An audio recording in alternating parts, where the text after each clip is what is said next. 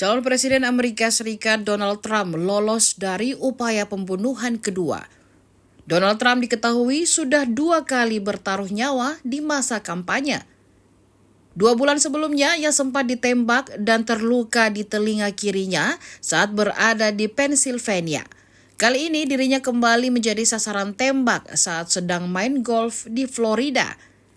Si penembak membidik Donald Trump hanya berjarak 500 meter.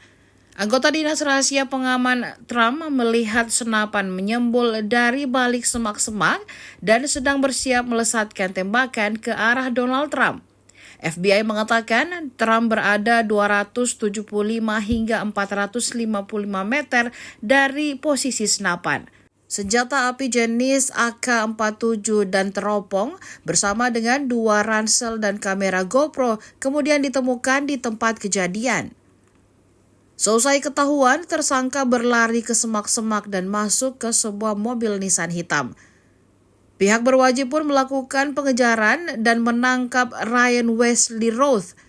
Roth pernah mendukung Trump, namun pada akhirnya beralih dukungan pada tahun 2020. Saat ditangkap, tidak ada upaya perlawanan dari Roth. Pasca upaya pembunuhan ini, petugas pun menyisir Trump International Golf Club di West Palm Beach, Florida pada Minggu 15 September 2024. Insiden ini terjadi hampir tepat 2 bulan sebelum seorang pria bersenjata mencoba membunuh Trump di sebuah kampanye terbuka di Butler, Pennsylvania. Saat itu, peluru mengenai telinga kirinya.